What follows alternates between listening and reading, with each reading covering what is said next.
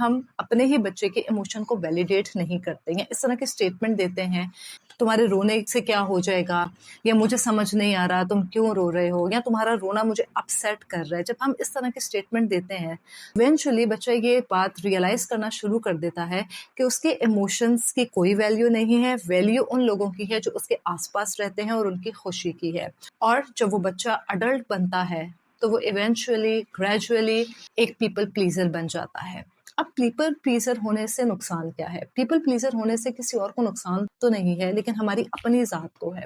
کیونکہ ہم اپنی خوشی کو ختم کر کے، مار کے یا قربان کر کے دوسروں کی خوشی کا خیال رکھتے ہیں، اور اس کا ریزلٹ ہر وقت کی اداسی، انزائٹی، ڈپریشن، گلٹ، کیونکہ ہم یہ بات خود کو بتاتے رہتے ہیں کہ کسی کے موڈ خراب ہونے کی ریزن یا وجہ ہم ہیں، اور اسی وجہ سے ہم ایک ہیلدی ریلیشن شپ لوگوں کے ساتھ یا اپنے پارٹنر یا اسپاؤس کے ساتھ قائم نہیں کر پاتے.